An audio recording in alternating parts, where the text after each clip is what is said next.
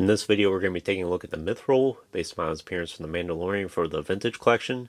So this is a really unique action figure that Hasbro released. I never intended on getting this, but I found it on sale, and I thought, well, I can always add some more aliens to my collection, so I went ahead and got it, and I'm glad I have it. It's probably more on the boring spectrum as far as TVC releases go.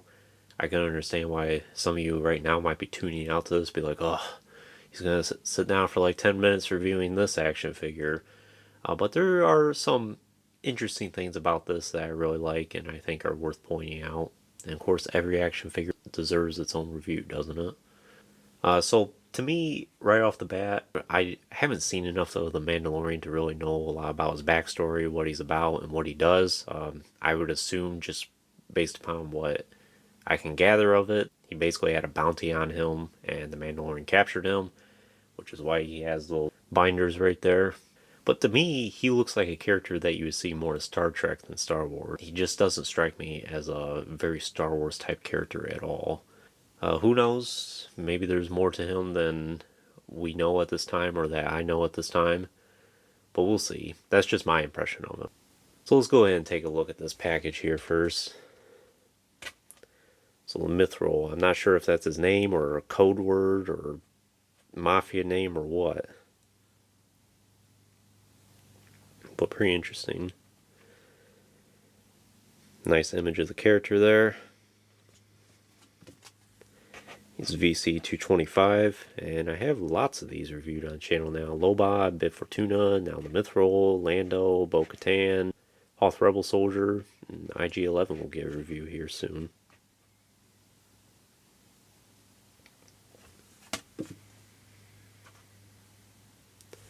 So that's the card art there.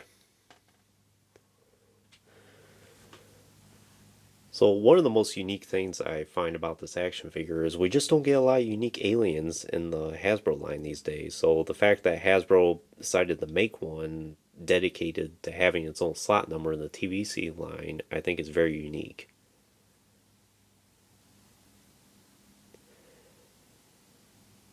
So like I say, he's mostly a boring action figure. There's not a whole lot there is to say. He's just wearing a brown jumpsuit, and there's a little bit of detailing in it, and that's about all there is to say.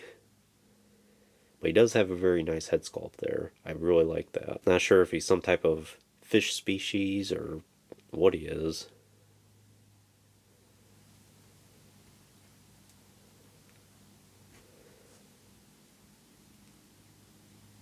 Nice detailing in his collar there.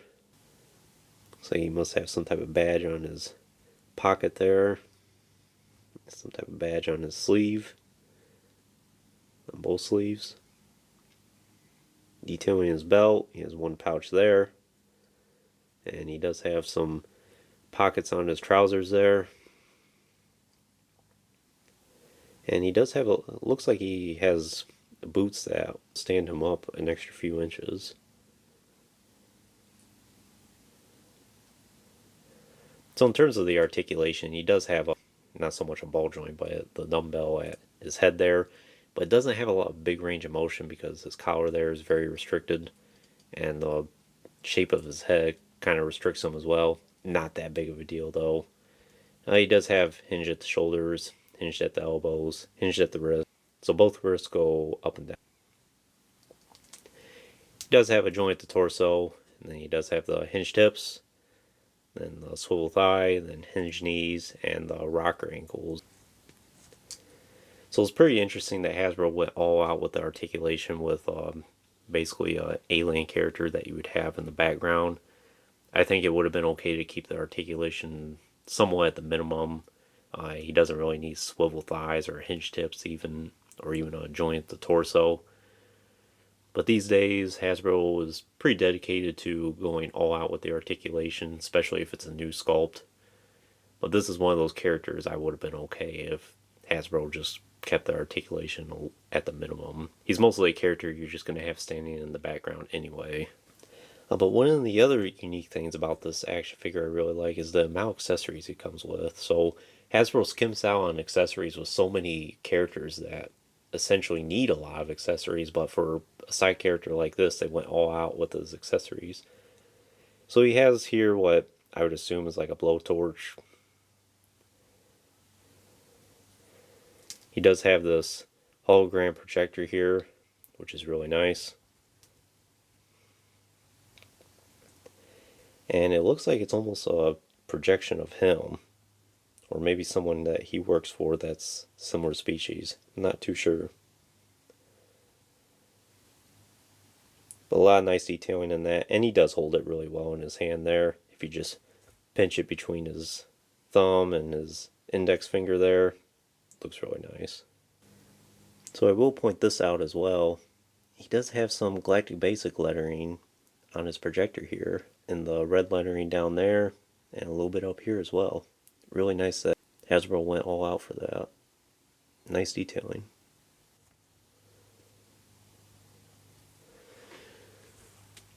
And he also comes with this blaster here, which I think is some type of a stormtrooper pistol. We see this every now and then. It's interesting that they decided to include one with this. Nice sculpting work in that. Has the scope. And good grip. And he also has these binders here, which are a little bit different than some of the other binders we've gotten in the past, I think, because these ones are a little bit more at an angle. And I'll go ahead and show you what it looks like with the binders on. So here's the Mythrol here with his binders on. I think it's better to have it go underneath here because of that angle that it's at instead of over. But I think you could do it any way you want. It's a little bit of a tight fit. But that is nice that Hasbro decided to include that. I assume in the Mandalorian series he was captured. And you can have him like this, like he's pleading for his life. Oh, please have mercy on me. And in case someone wants to see it, that's what he looks like with the blaster in his hand. For me, I've had that blowtorch and the projector in his hand for so long that his grip is a little widened.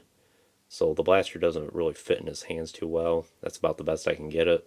In his left hand there, and his right hand doesn't really fit at all. But that's what it looks like with the blaster too. But other than that, I think that's all there is I can really tell you about the Mythrol. Would I recommend them for your collection? Yes, if you can find them at retail price or a little less. If this is an action figure that a couple years from now goes up into like the $50 to $100 range, no, I would not recommend him. He's not that essential of a character, but he's one of those action figures where you don't really feel the need to have him. But if you found him for like $8 at Walmart, for instance, like I did, and you're like, you know what, I could always use some more aliens for my collection, then yes, I would say he's a great action figure to have. Like I mentioned, it's rare that Hasbro produces a lot of unusual aliens that have like 1 or 2 second scenes. I don't know if this character only has 1 or 2 seconds, but I know whatever amount of screen time the Mythrol has, it's not enough to justify getting action figure in a lot of instances, especially with Hasbro these days, since they're so selective with what action figures do get produced.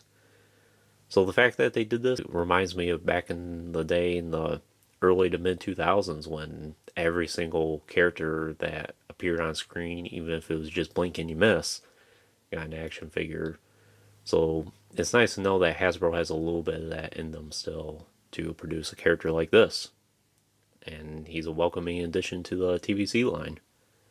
So anyways, that concludes this review. I hope you enjoyed it. Stay tuned for more reviews in the future. There will be plenty more to come. And if you haven't already, please like the video and subscribe to the channel. I greatly appreciate all the support. And check out that Instagram link in the description as well. More content will be posted on that. And as always, thanks for watching.